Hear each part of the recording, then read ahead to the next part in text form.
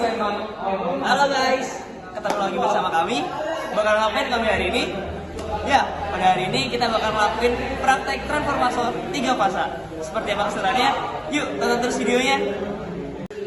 Oke teman-teman, pada praktikum ini alat yang akan kita gunakan yaitu ada yang pertama ada generator AC 3 fasa, terus ada transformator, sama ini kabel jumper, dan ada multimeter. Mana multimeternya, Mas? Ya. Nah, baik teman-teman, sekarang kita masuk ke praktikum. Nah, di mana di sini pada transformator 3 fasa ini kita bisa merangkai beberapa rangkaian, yaitu ada star, kemudian delta, kemudian ada star delta, dan juga sebaliknya. Nah, untuk rangkaiannya seperti apa, kita akan lihat Mas Robi. Jadi rangkaian pertama yang akan kita coba yaitu adalah delta. Seperti ini rangkaiannya.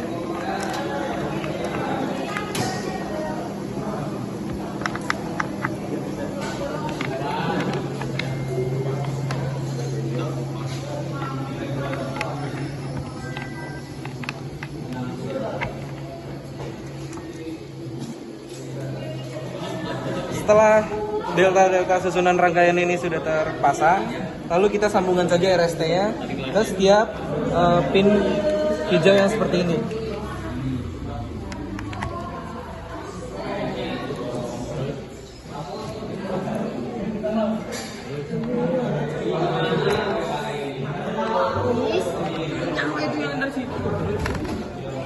Gak nyampe, Mas.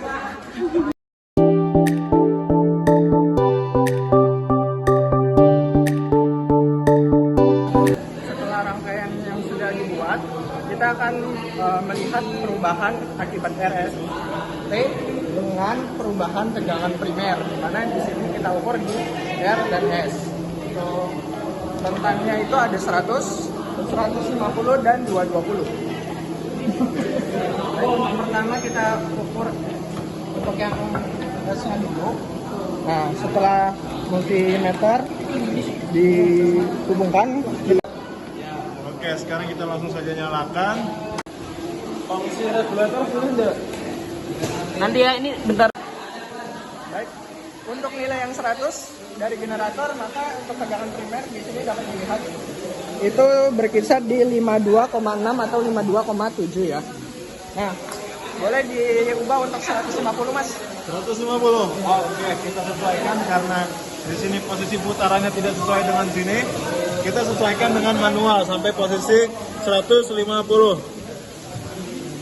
Oke, sudah mencapai posisi 150.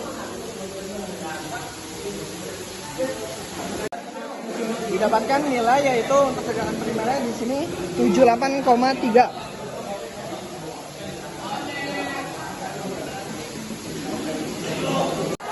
Terakhir di sini kita akan mengukur untuk tegangan dari generator senilai 220. Silakan, Mas. Oke, sekarang kita sesuaikan tegangannya pada nilai 220 ya.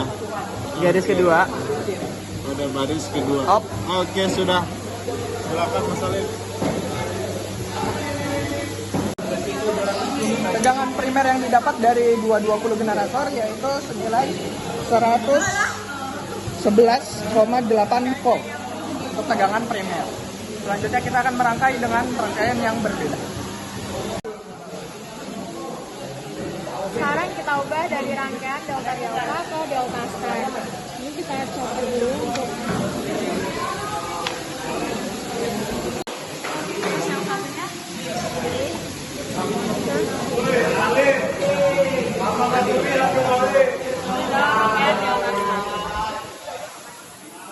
Yang di sebelah sini delta, yang di sebelah sini rangkaian star. Sekarang kita akan mengukur tegangan standar dari tegangan primer. Sementara ini sama ini.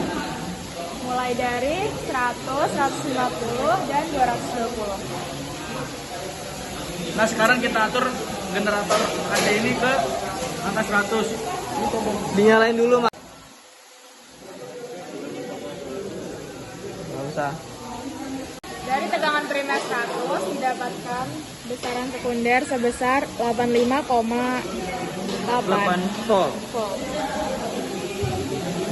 Next, 150. Selanjutnya kita atur ke 150. Sampai tengah. Lagi. Stop. Dari data primer 150 didapatkan data sekunder sebesar 122,6. Selanjutnya kita atur ke 220. Terus sampai lewatin 2 garis. Ini gomit di bawah. Dari tegangan primer 220 kita mendapatkan tegangan sekunder sebesar 179,4 volt.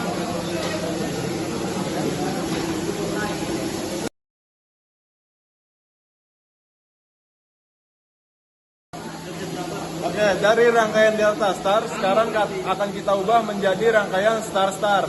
Untuk merubah rangkaian Star Star, kita hanya mengubah bagian kanannya saja, karena bagian kiri sudah terangkai rangkaian Star. Oke.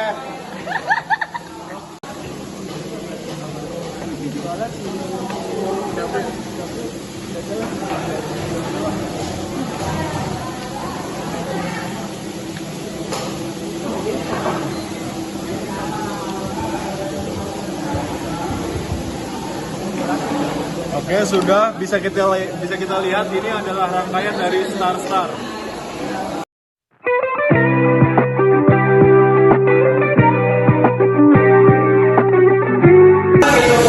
Oke, setelah rangkaian Star Star terbentuk, sekarang kita langsung masuk aja ke dalam perhitungannya.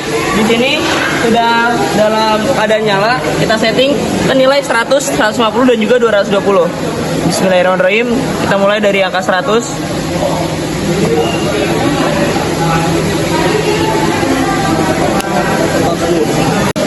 Oke, pada tegangan primer 100 didapatkan tegangan sekunder sebesar, bisa kita lihat di sini 43,5. Oke, langsung kita lanjut ke 150. Pause. Bismillahirrahmanirrahim ya Allah, bismillahirrahmanirrahim ya Allah.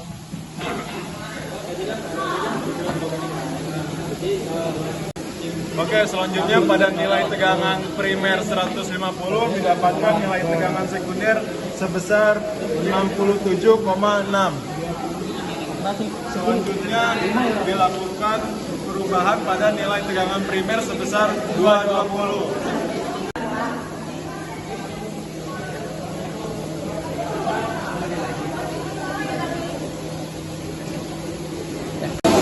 Oke, selanjutnya pada nilai tegangan primer 220 didapatkan nilai tegangan sekunder sebesar 104,8.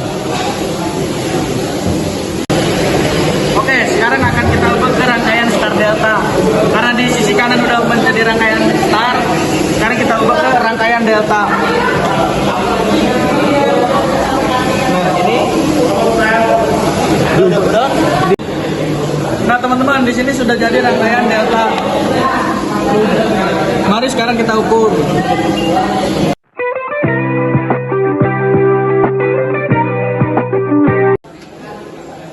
Sekarang kita akan mengukur mulai dari 100, 150 dan 220. dua. Kita mulai untuk tegangan 100.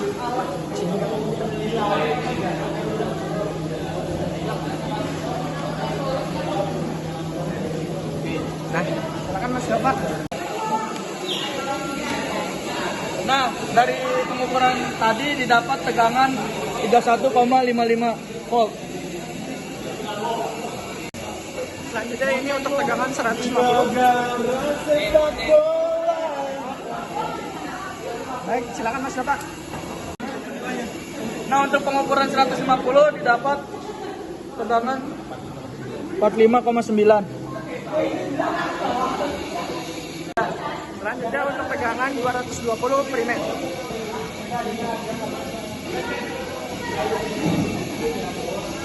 Silakan Mas Bapak pengukurannya.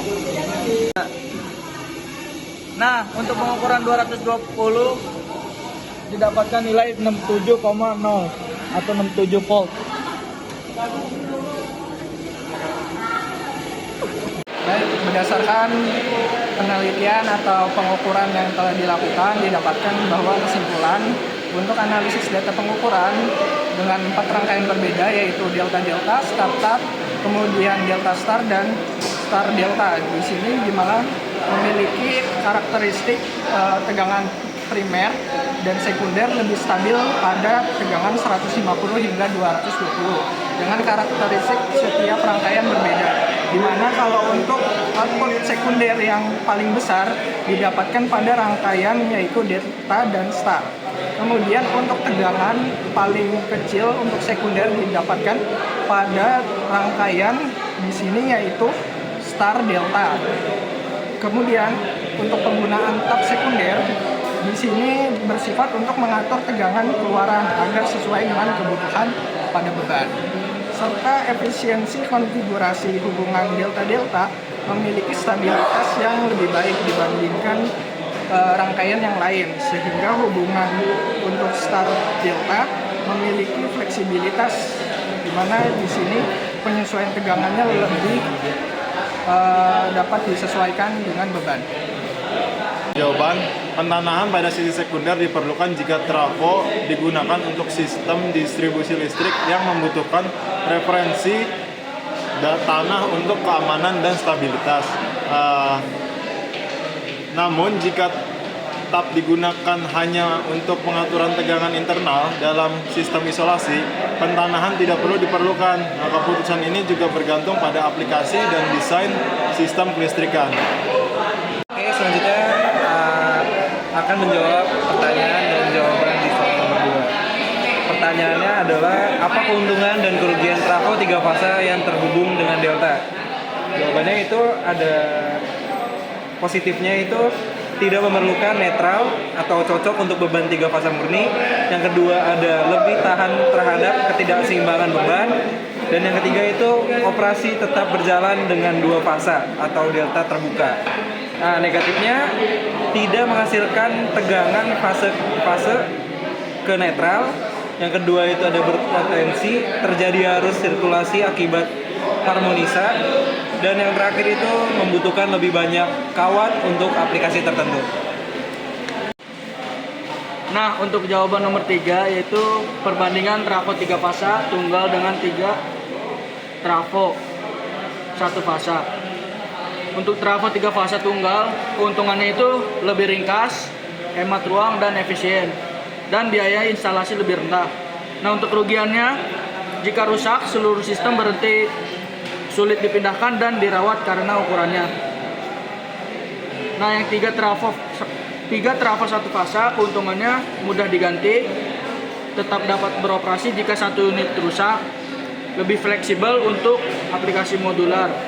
Nah, untuk kerugiannya memerlukan lebih banyak ruang instalasi, biaya instalasi dan pemeliharaan lebih tinggi, efisiensi keseluruhan lebih rendah dibandingkan dengan trafo 3 fasa tunggal.